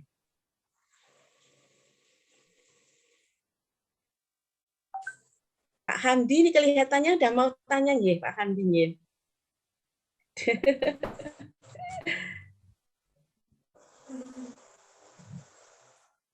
Monggo. Bu Isti, Oh, nggih, monggo Bu Komala. Ya. Ini hanya sharing aja ya. Mungkin tahun berapa ya, pernah mengalami stres. Tadi kata Bu Yuni sudah diuraikan, ada sisi yang jadi positif dan jadi negatif ya Bu ya. Mungkin yang Ibu uraikan itu sudah teralami oleh saya ya, zamannya tahun 2014 sampai tahun 2016 ya. Jadi stres itu memang akhirnya ke imun tubuh. Jadi saya waktu itu operasi sampai 4 kali. Oh ya, ya 4 operasi, mulai dari rahim, tenggorokan, terus ada kelenjar juga, sampai terakhir tuh di ini pita suara Bu. Ya. Jadi memang kalau stres itu dampaknya akhirnya ke imun tubuh. Fisik, gitu betul. Nah, sekarang udah badai ke sini, stresnya karena ada sesuatu lah Bu ya. Tahulah mungkin ya zaman kekinian tuh apa ya. Jadi si stres ini saya bisa menanggulangi dengan cara relaksasi tadi Bu. Relaksasi tadi, nah saya udah pernah karena ke psikolog juga. Jadi betul kata Ibu, apa yang kita rasain itu dampaknya positif dan negatif. Yang positif kebanyakan saya alihkan ke mengajar, ya positifnya dengan metode yang saya pokoknya semaksimal mungkin harus terbaik buat siswa, gitu. Jadi akhirnya positifnya jadi terlalu idealis itu saat itu. Nah negatifnya kata Ibu harus banyak senyum kan, harus banyak bergaul. Iya, jadi akhirnya saya sering bareng sama teman-teman Bu, gitu. Nah itu mungkin ya, itu hanya berbagi. Betul materi yang diuraikan sama Ibu sudah saya paham, itu sudah bersatu dengan tubuh saya gitu Bu ya. Terus untuk senyum betul Bu, senyum itu harus ikhlas gitu ya. Kalau di kelas tuh anak-anak senang kalau kita senyum gitu ya. Terus dengan pokoknya tekstur tubuh kita tuh menunjukkan bahwa kita tuh senyumnya ikhlas gitu. Jadi bener gitu ya Bu ya. Makasih Bu, ilmunya saya tambah lagi buat saya. Jadi pengalaman hidup dengan ilmu yang Ibu kasih nyambung gitu Bu. Alhamdulillah, terima kasih Ibu. Makasih banget Ibu Yuni. Ya, terima kasih Bu Martini. Tapi senyumnya jangan kebanyakan ya, jadi ingat di kamar kita. Kita pernah tersenyum Bu, tapi sampai terbahak-bahak, sampai waduh nggak karuan mengganggu kamar sebelah itu. Saya sama pengalamannya Bu Martini ini, dan memang sedikit banyak ya stresnya pernah diceritakan ya Bu, tapi endingnya adalah sangat bahagia kan seperti itu. Alhamdulillah. Terima kasih masukannya Bu Martini untuk kita semuanya. Mungkin monggo Bapak Ibu yang lainnya.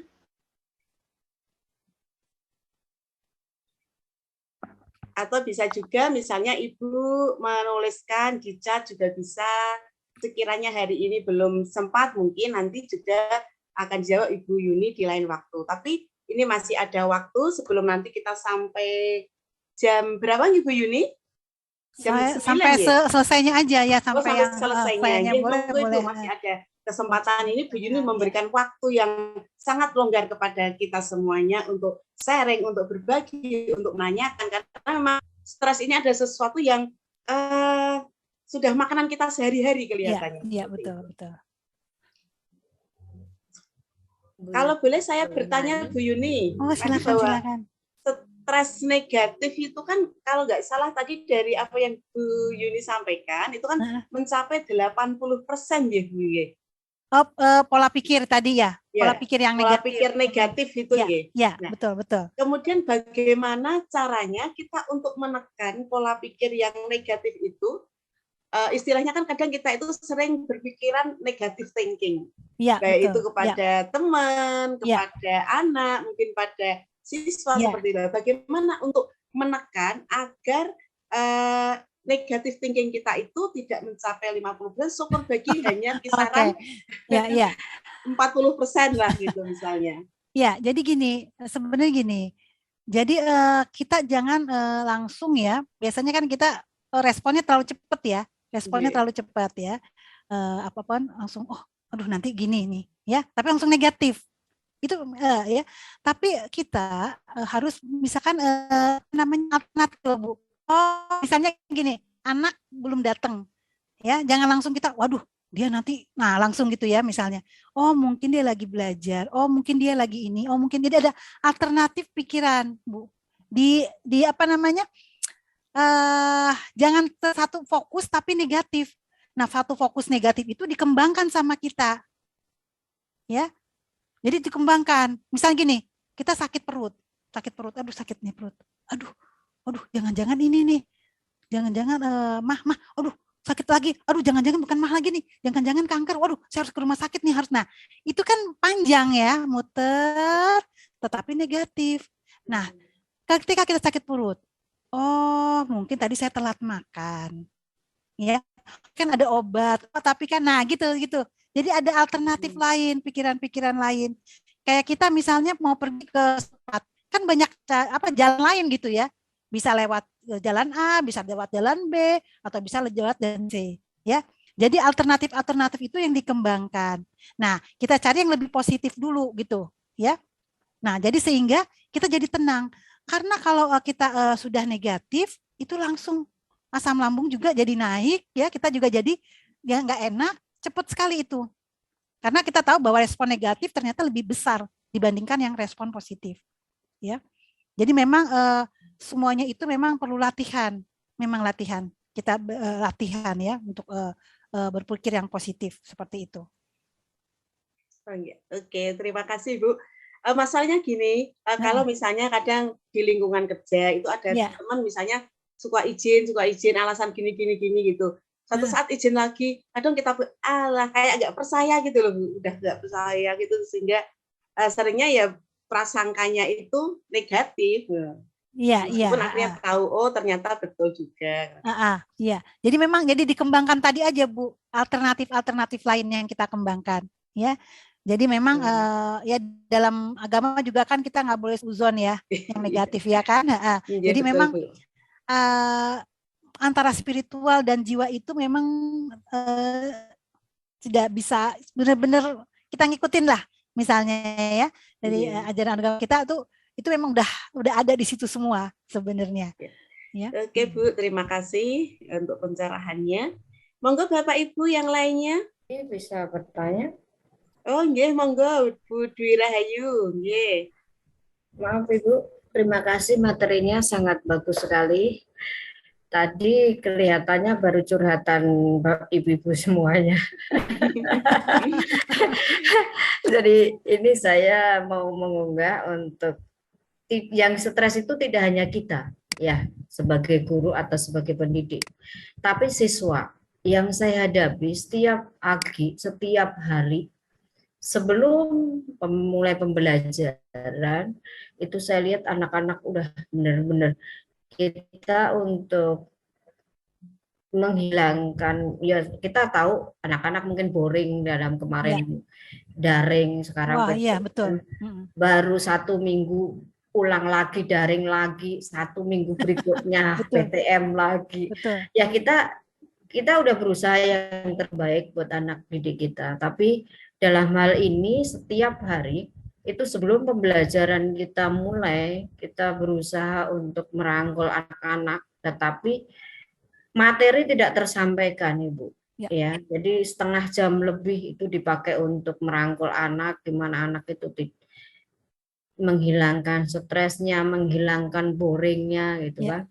Belum ada yang istilahnya yang hal efektif. Gimana saya minta sarannya atau masukannya aja dari Ibu, hal apa yang efektif lah intinya gitu. Jadi dari segi waktu itu efisien tetapi mengena ke anak, itu yang pertama.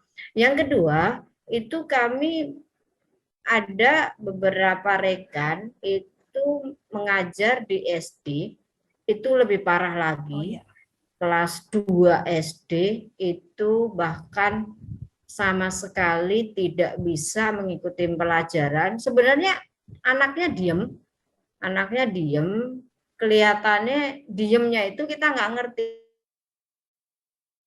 apakah dia, tapi begitu dikasih tugas itu sama sekali tidak bisa mengerjakan, blank. Nah, itu yang kedua, pertanyaan yang kedua, gimana menghadapi anak tersebut? Karena kan kita nggak mungkin istilahnya kalau anak didik kan kita nggak mungkin setiap hari ketemu gitu kan. Gimana langkahnya gitu sebagai pendidik, sebagai guru lah gitu, intinya seperti itu. Terima kasih Ibu. Mungkin hanya itu 2 pertanyaan. Terima kasih Ibu Dwi. Bu Dwi dari mana ya? Dari Tangerang Ibu. Oke, ya. Bu Dwi, tadi saya mau tanya, Ibu anak didiknya itu kelas berapa ya? Yang pertanyaan yang pertama itu SMP Ibu. Oh SMP ya. SMP. Yang kedua tadi saya mengangkat teman. Ya SD ya. SD. Iya SD gitu seperti itu gitu. Ya. Karena gini, sesuatu itu kan harus disesuaikan dengan usianya ya, usianya. Ya. Jadi kalau misalkan untuk anak-anak SD ya, apalagi ini masih kelas 2 ya. Itu kan beda dengan perlakuan kita terhadap anak SMP ya. Nah, biasanya kalau untuk anak-anak ya, itu kan dia lebih senang dengan permainan ya. Permainan biasanya ya anak-anak tuh. Ya, dia lebih apa ya? Lebih nangkep cepet dengan permainan. Jadi ya, tidak yang dengan serius. Nah, biasanya kalau dengan serius tuh dia udah mulai stres tuh. Biasa anak-anak kok langsung ya. Nah, jadi memang benar Bu. Selama COVID ini ya, saya selama saya praktek, saya menemukan banyak sekali anak-anak ya, remaja ya, SMP sampai usia dari ya 14 tahun sampai 24 lah ya, itu mengalami suatu depresi yang self harm ya, jadi dia menyakiti diri sendiri. Itu banyak. Saya tuh sampai bingung. Waktu pertama kali COVID ya, sebelumnya kan saya jarang ya ketemu anak. Loh kenapa kok ini dalam 1 hari praktek ada 4 yang datang dengan keluhan yang sama ya. Jadi makin muda. Bahkan memang tadi penelitian dari Perhimpunan Dokter Spesialis Kedokteran Jiwa juga mengatakan demikian. Usia 18 sampai 24 ya, 25 ternyata tertinggi masalah kesehatan emosionalnya yang mengalami gangguan. Ya. Berarti ini benar-benar yang saya agak miris juga ya, karena ini muda sekali ya, anak muda sekali. Jadi memang sebenarnya kan bukan hanya guru ya, tapi kita kan perlu bekerja sama juga dengan orang tua, ya kan? Karena mereka kan yang di rumah, ya. Saya nggak tahu apakah dia di rumah juga mengalami suatu tekanan, ya, sehingga sampai ke bawah juga ke sekolah, ya. Ini harus memang harus kita tahu. Tapi gini, jadi ketika dia mau belajar, usahakan hati itu agak ya dibuat senang. Karena kalau dibuat susah, sulit, itu juga konsentrasi jadi sulit. Tapi ketika dia dibuat senang, ya, dia menyenangi sesuatu, pasti dia dapat tangkap gitu lah. Ya, mungkin dengan permainan dulu atau apa. Mungkin kalau dengan anak-anak SMP, ya, tadi kan Bu Feby juga dia mengatakan oh relaksasi dulu deh, misalnya anak-anak dengan relaksasi dulu, jadi dia tidak tegang gitu ya, tidak tegang. Itu bisa kita lakukan sebenarnya, ya. Karena terus terang menghadapi COVID ini luar biasa. Tadi saya bilang stresnya tinggi, ya, yang stres negatifnya tinggi banget, ya. Apalagi yang memang sudah mempunyai psikopatologi, jadi udah mempunyai kecenderungan karakternya yang negatif.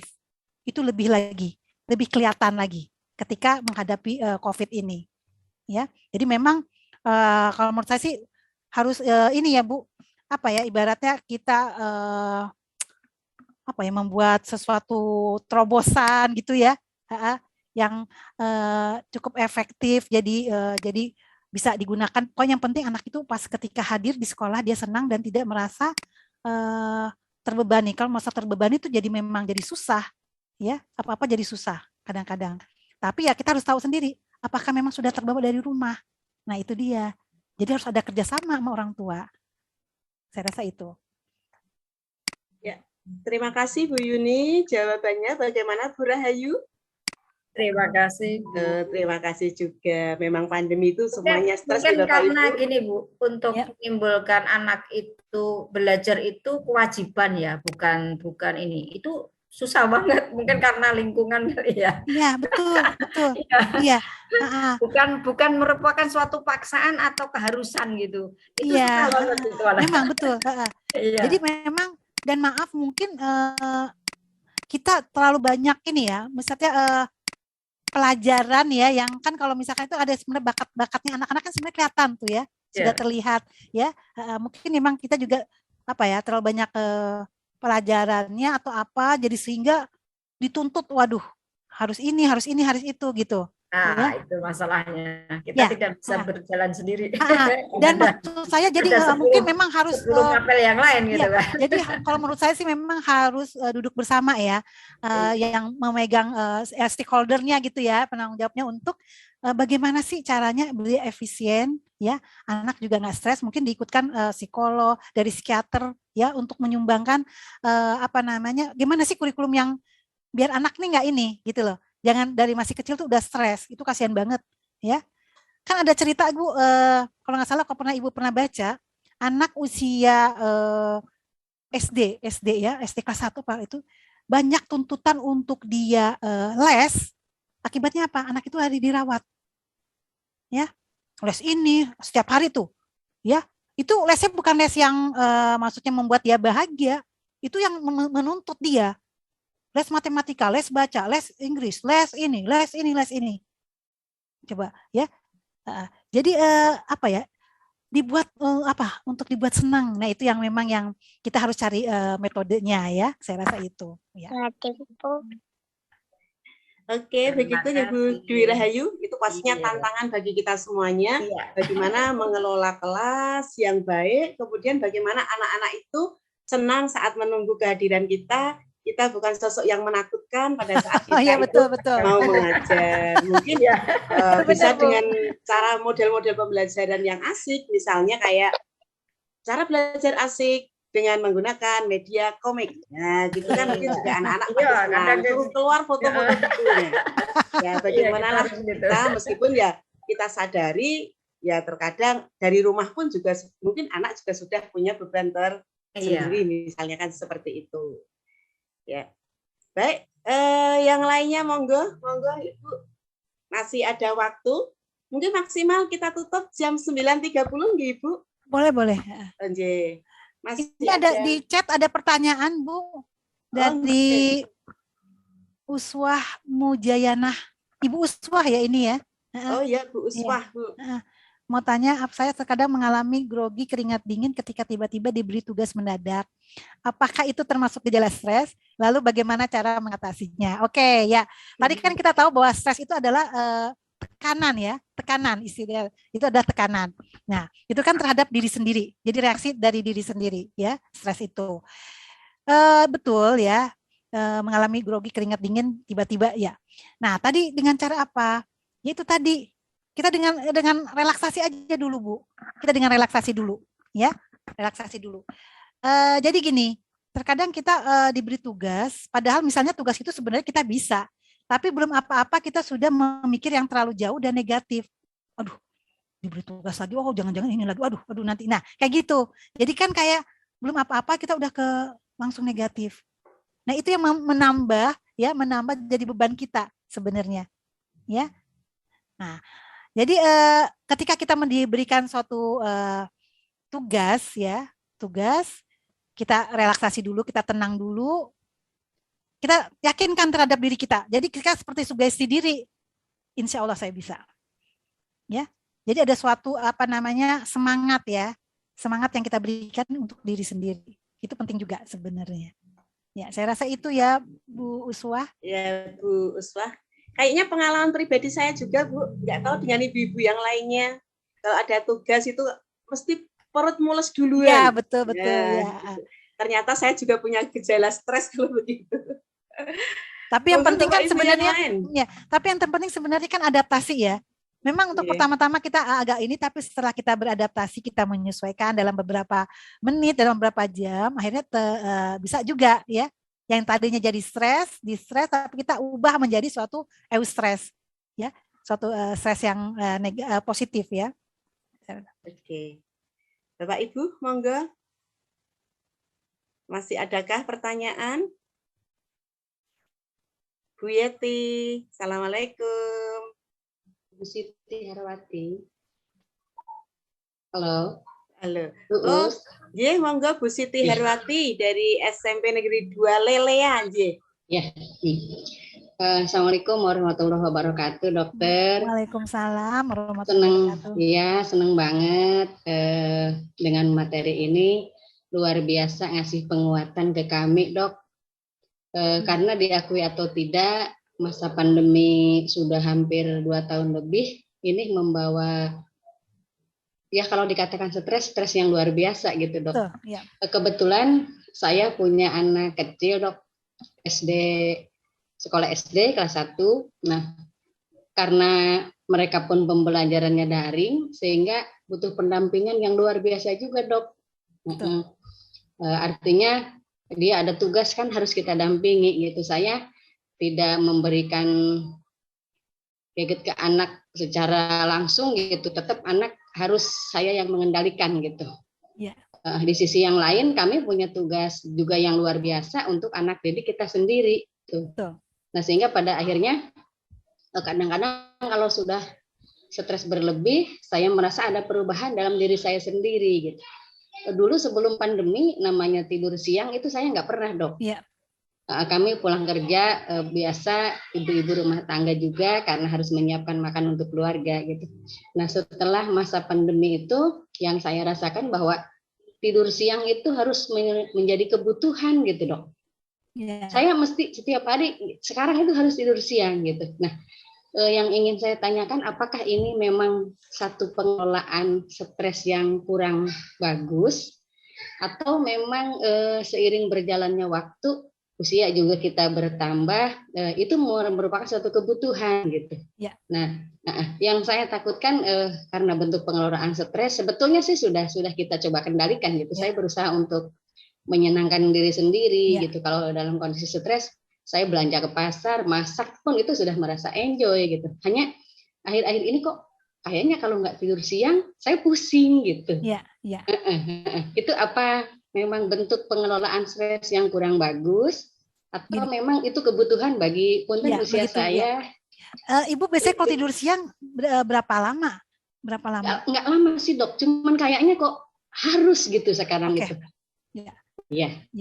Nah, tapi sebenarnya gini, setiap orang individu kan berbeda-beda ya, Bu ya, cara ininya untuk mengatasinya ya. Ada yang misalnya dengan tidur, ketika sudah tidur dia dengan seger gitu kan, ya, karena kan istirahat tuh tidur ya. Saya rasa sih nggak apa-apa.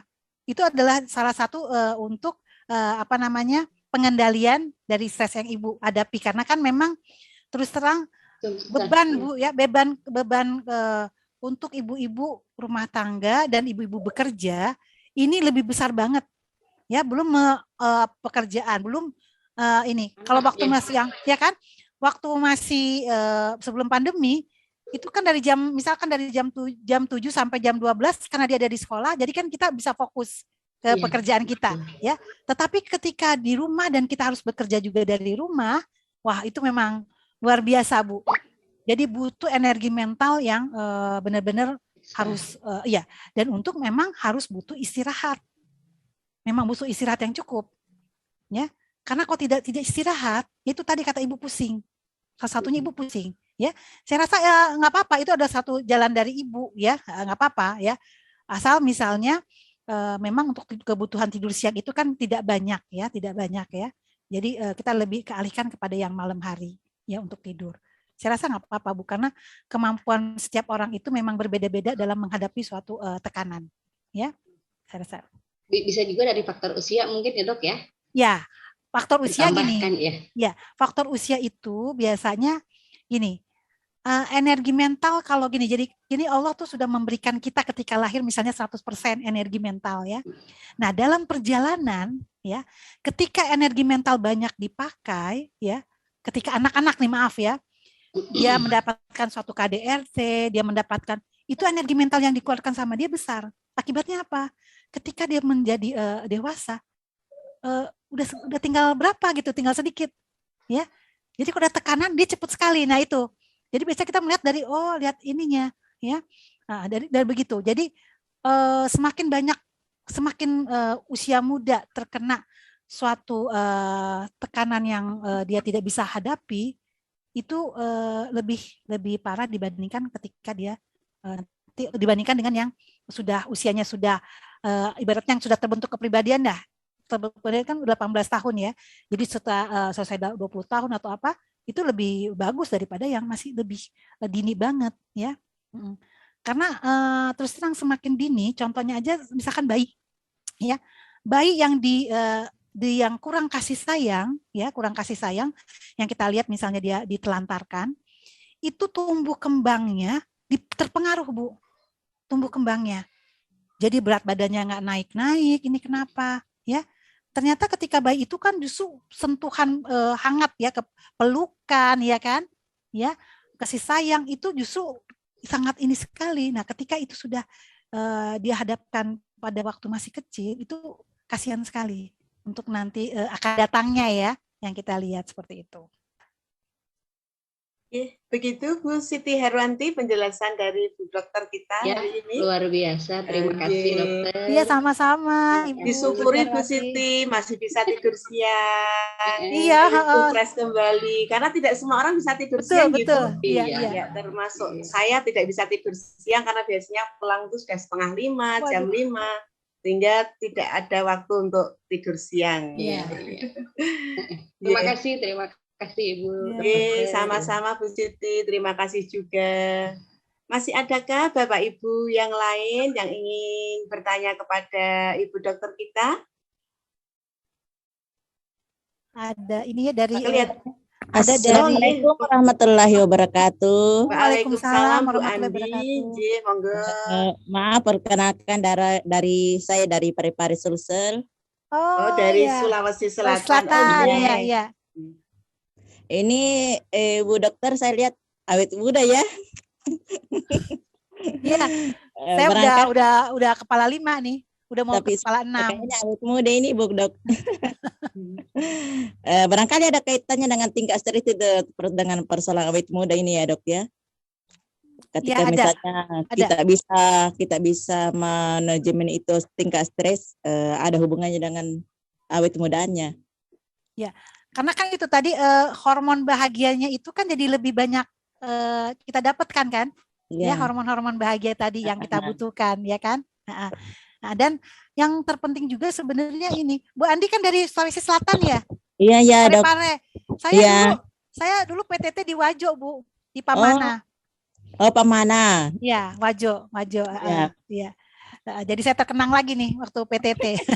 Karena kalau mau ke ujung pandang kan lewatin Parepare, ya. Parepare. Jadi gitu Bu Andi. Jadi masalahnya kalau kita menjalankan suatu pola hidup sehat, ya, dan itu harus diterapkan sedini mungkin. Jangan kita karena kita udah sakit-sakit sekarang mau pola hidup sehat. Enggak. Sepanjang kita masih sehat, jalankan itulah pola hidup sehat. Karena itu akan terus, ya, ibaratnya kita menanamkan bekal kita untuk nanti gitu. Ya, yang tadi yang pola hidup sehat tadi sebenarnya. Terus Bu Dok, yang kedua, ya, saya punya saudara, kayaknya begini, punya tingkat kecemasan yang nggak tinggi. Ya.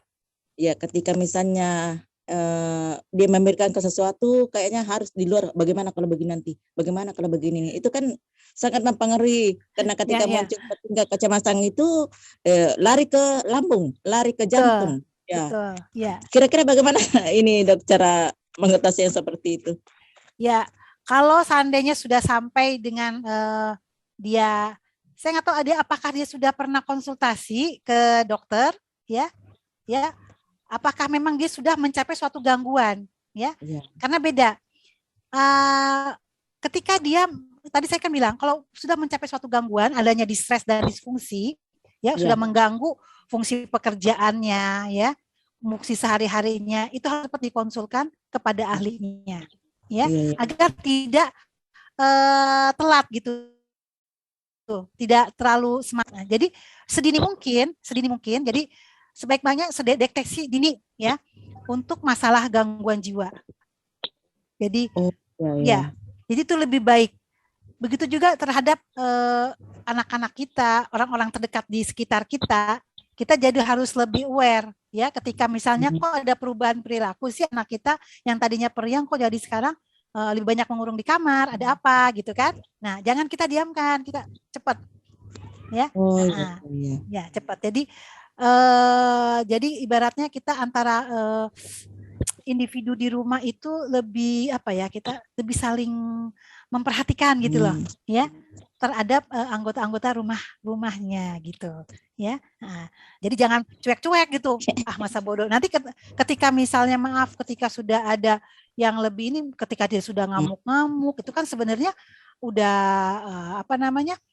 udah ada perjalanannya sebelumnya, ya. Nah, jadi kadang-kadang kan gini, sebelum nih yang saya lihat, sebelum pasien sampai di rumah sakit jiwa, ya, itu sebenarnya ada latar belakangnya sebelumnya, ya. Nah, tapi masalahnya masyarakat kita masih menganggap misalnya seperti orang yang kayak kesurupan, akhirnya dibawa ke, ya bolehlah ke bawah orang pintar, tapi jangan lupa ke medis dulu, coba dilihat dulu, gitu loh, ya. Kalau misalkan dia mau berobat dengan berbarengan, saya rasa nggak apa-apa. Misalnya dia mau cara spiritual, oke. Tapi secara medis juga kita lanjutkan gitu loh. Jadi sama-sama. Jadi karena saya lihat ini banyak yang sudah telat, ya, sudah telat. Jadi sudah kepada gangguan jiwa yang berat tadi, yang yang kita bilang skizofrenia, ya. Nah, jadi kebanyakan, udah keliling-liling dulu nih, udah berapa tahun udah ke ini. Nah, ketika sudah ngamuk-ngamuk, sudah mengganggu lingkungan, baru dibawa, ya. Jadi harus sedini mungkin. Sebenarnya dari Kemenkes ya, itu ada screening untuk namanya SRQ, jadi Self Rating Scale. Jadi si anak itu ketika itu ada suatu screening instrumen, mungkin dari dinas kesehatan biasanya suka dibagi untuk UKS sekolah ya. Kalau apalagi anak yang sudah bisa baca, dia isi sendiri.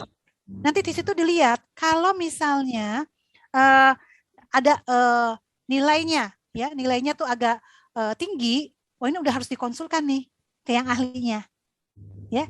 Jadi jangan didiamkan, gitu. Jadi itu harus ada deteksi dini, itu penting banget sebenarnya, ya.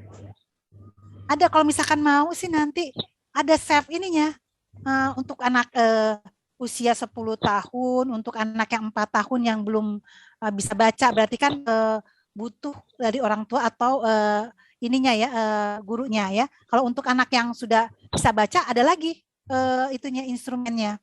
Itu untuk deteksi dini. Jadi kalau ketika itu sudah tinggi, konsulkan ahlinya, jangan telat, gitu aja. Ya, saya rasa itu. Iya. Iya, sama-sama. Ya, Bu. Ya. Terima kasih juga untuk jawaban Bu Dr. Yuni yang sangat luar biasa. Bapak Ibu, kelihatannya waktunya tinggal sebentar. Jadi kalau Bapak Ibu mau ada pertanyaan, saya kasih kesempatan satu untuk penanya. Oke, monggo masih ada kesempatan satu penanya sebelum nanti acara kegiatan pada malam hari ini kita tutup. Monggo saya beri satu kesempatan untuk bertanya. Boleh bertanya, Bu? Oh, nggih, monggo Ibu Cici Musi ya, Cici Musi. Ibu, ya. Ya, Bu, maaf tapi sebelumnya Bu, ini kamera saya lagi rusak, jadi nggak bisa. Oh, nggih. Nggak apa-apa. Nggak apa-apa, Bu, yang penting kan bisa mendengar suara Ibu. Iya, ini tadi masih berkaitan dengan pertanyaan Ibu yang siapa saya lupa. Ini Bu Andi. Ini Bu Yuni, ya. Ya. Bu Yuni, jadi ini kemarin ini kan ada kasus, Bu. Ada apa, Bu? Saya kasus.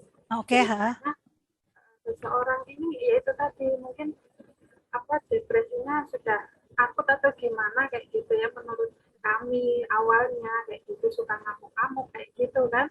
Iya, iya. Awalnya suka kesurupan kayak gitu.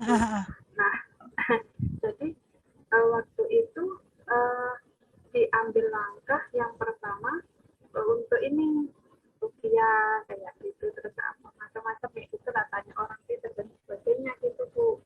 Nah, akhirnya nggak ada perubahan waktu itu. Jadi ngambil tindakan medis. Akhirnya bawa ke rumah sakit jiwa waktu itu ya, Bu ya.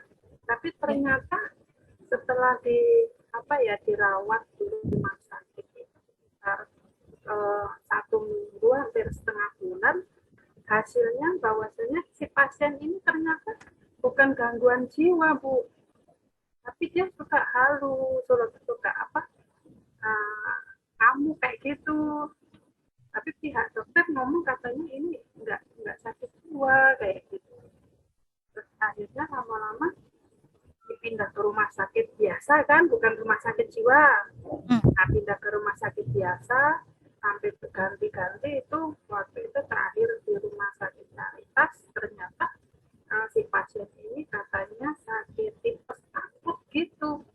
Apa gimana kayak gitu, ngelihat kondisi seperti ini saya terus merasa loh, kok ini bingung, ini gimana kalau kami orang awam ngelihat kayak orang ya gini oke.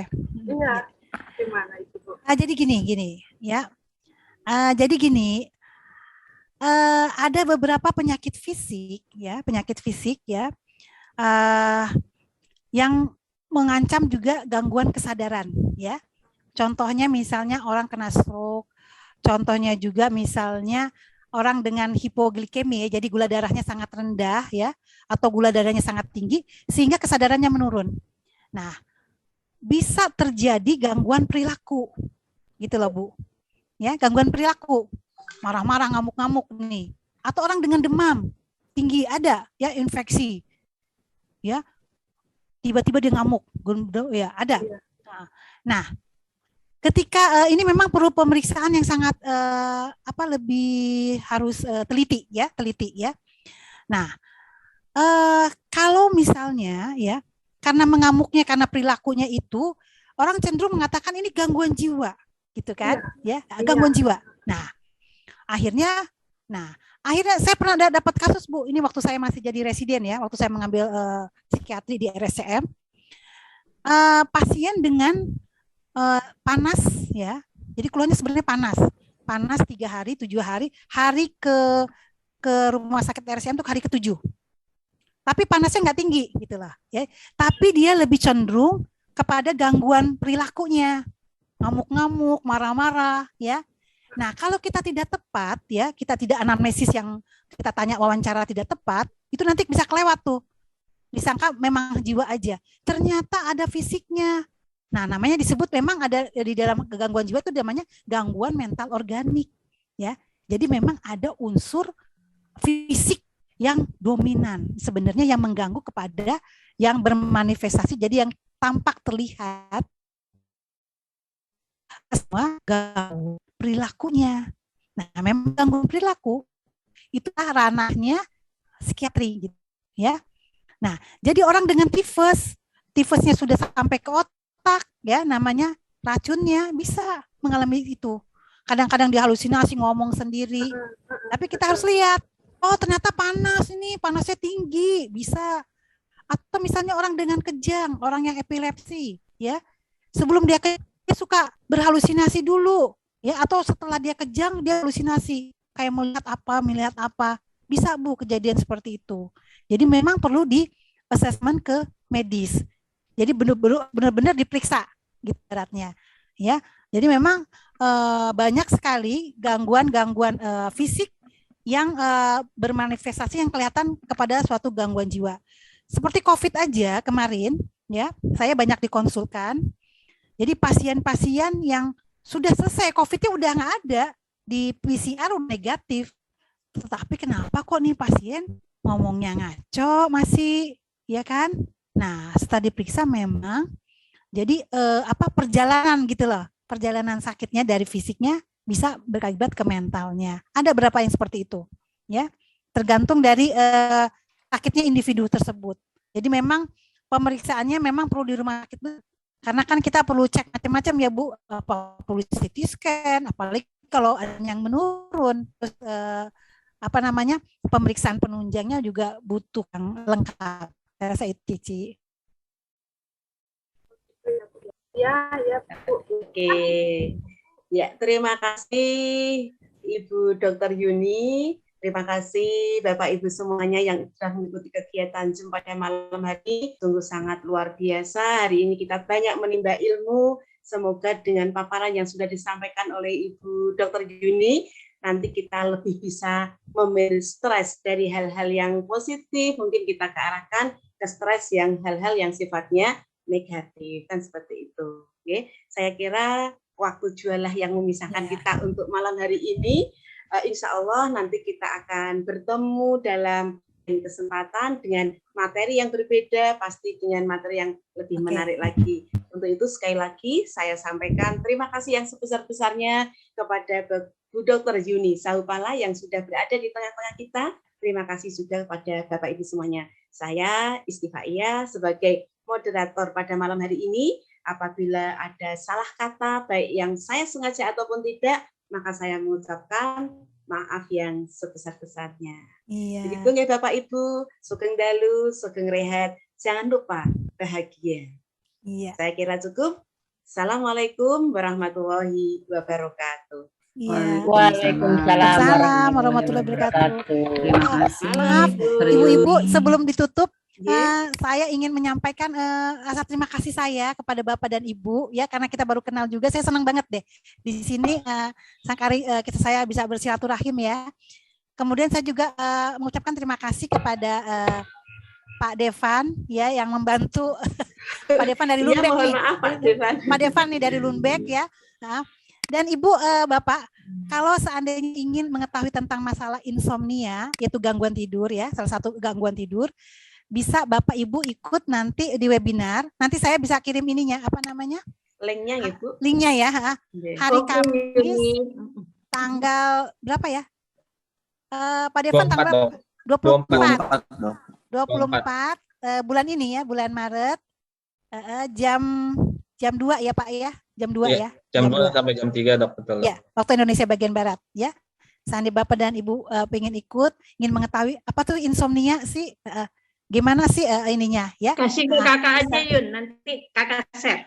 Kasih ke kakak. Oke, sip. Ya Kak, ya nanti. Nanti saya kasih ke Kak Nufirma ya. Ya, sip. Iya. Oke, terima kasih Bu Yuni, terima kasih untuk tawarannya selanjutnya. Insya Allah nanti mungkin bisa berkoordinasi dengan Bapak Sarwanto, mungkin bisa di-share di grup WA. Sekalian minta ini dong Yun, yang buat apa namanya, buat kita kasih ke anak murid kira-kira screening stresnya karena apa ya? Instrumen ya, screening. Boleh. Ya. Nanti share ya. Oke, saya nanti share. Ya, screening bisa. Screeningnya aja. Thank you. Di puskesmas tuh suka ada tuh biasa ininya dia screening. Biar nanti kali DKI kalau daerah. Oke. Iya. Ini ada foto bareng sebelum ditutup. Boleh Mas Devan, mungkin foto bareng buat kenang-kenangan biar wajah-wajah kita terabadikan. Oke, boleh. Boleh. Silakan dibuka kameranya ya. Ada 5 halaman loh. Nanti saya kasih Abah untuk fotonya. Saya lepas ini dulu. Halaman pertama dulu dong, halaman 1. Ini ada 5 halaman. dalam hitungan ketiga. 1, 2, 3.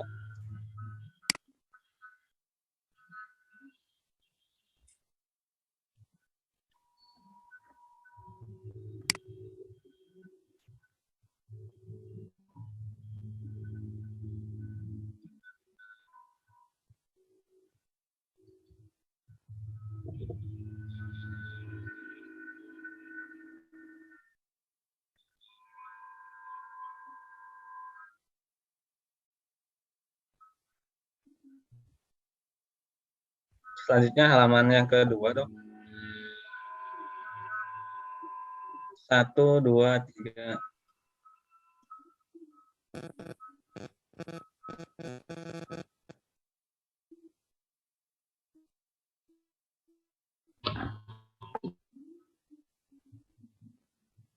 Halaman ketiga.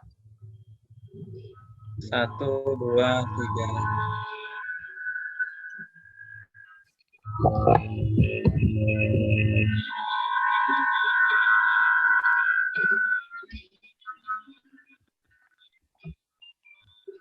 Halaman keempat.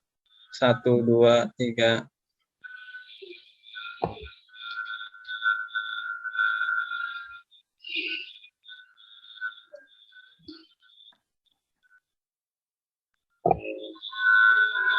Ya, sudah, Dok. Sudah selesai ya. Sudah selesai semuanya, Mas Jun. Terima kasih. Ya, sudah. Pak, membantu kami semuanya. Terima kasih. Selamat malam. Terima kasih Bu Dokter. Ilmunya. Ya, kayaknya suaranya Bu Sumiati. Baik.